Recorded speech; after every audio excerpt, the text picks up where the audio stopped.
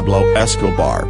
He is a famous Colombian drug dealer whose ambition has made him one of the richest, strongest and fiercest criminals of all time.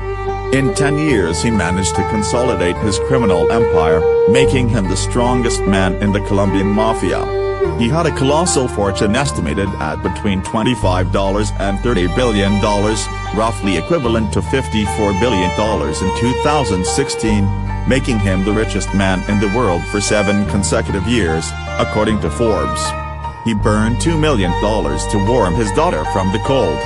Who is Pablo Escobar, and how did he do it all?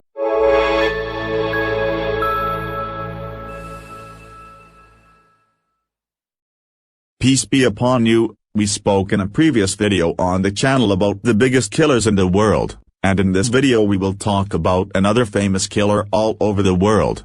But before we start, do not forget to like the video and subscribe to the channel until all new arrives.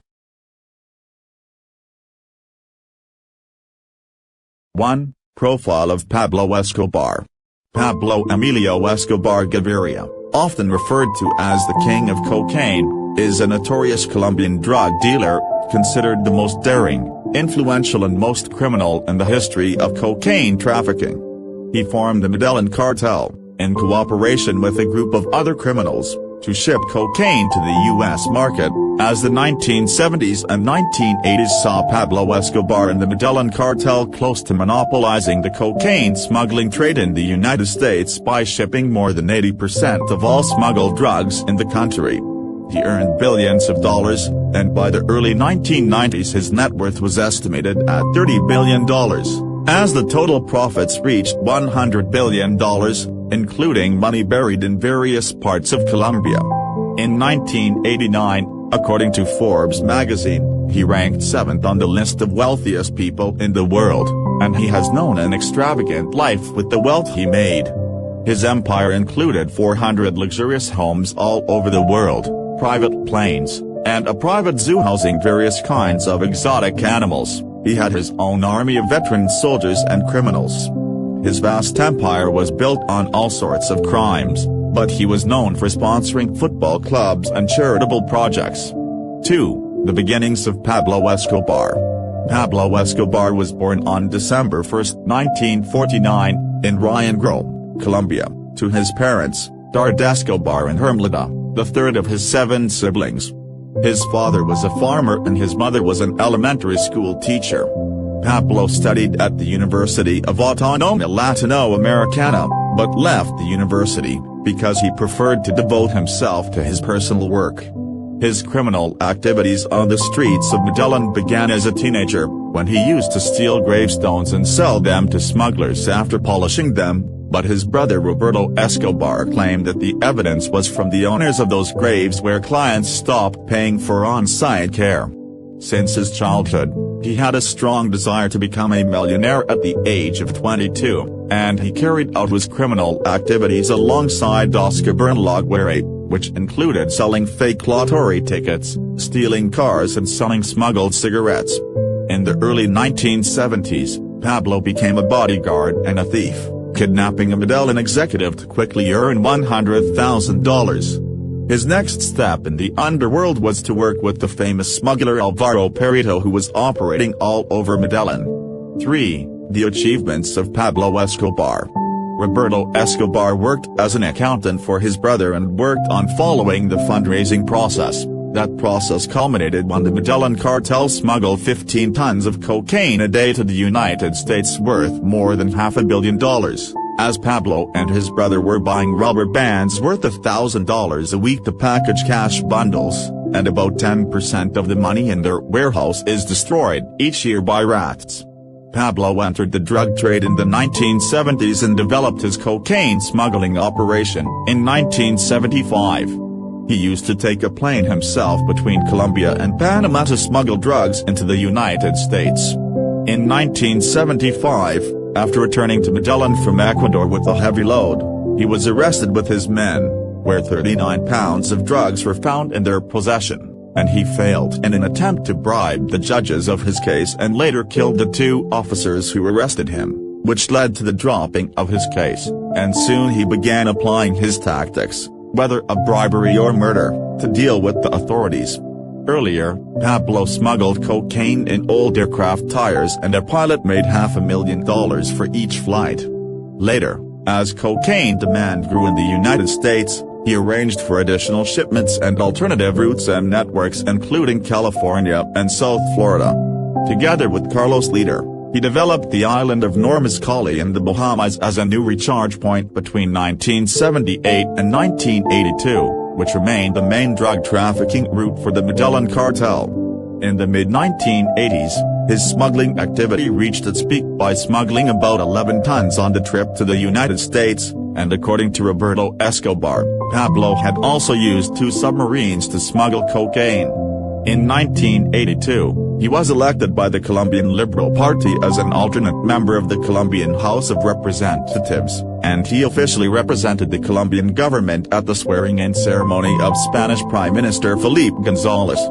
Several accusations were later brought against Pablo, and among the allegations that were directed against Pablo was his support for the militants of the left wing of the April 19 movement, M19, who stormed the Colombian Supreme Court in 1985 and killed many of the judges in the court and destroyed all files and papers at the time they were. The court is studying the extradition treaty with the United States, and this treaty would have allowed the country to extradite drug traffickers to the United States for prosecution.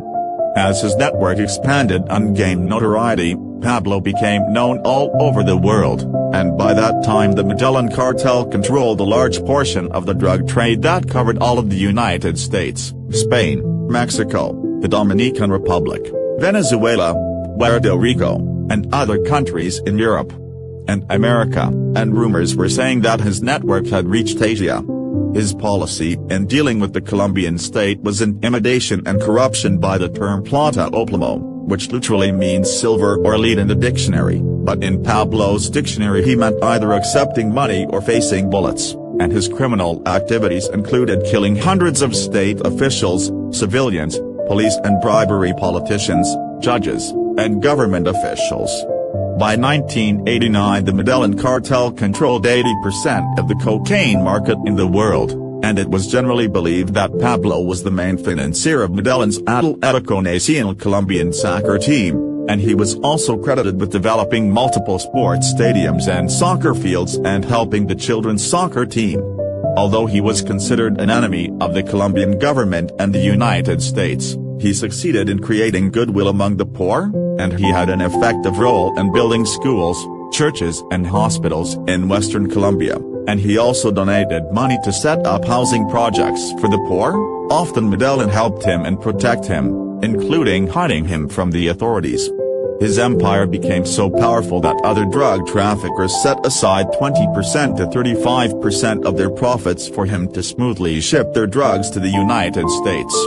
In 1989 he was accused of funding Colombian presidential candidate Luis Carlos Galán, as well as accused of the bombings at the DAS building in Bogotá and in the Avianca Flight 203. In 1991, Pablo surrendered to the Colombian government in exchange for not extraditing him to the United States and asked the government to be in a private prison on the pretext that he would be threatened with death if he entered a traditional prison.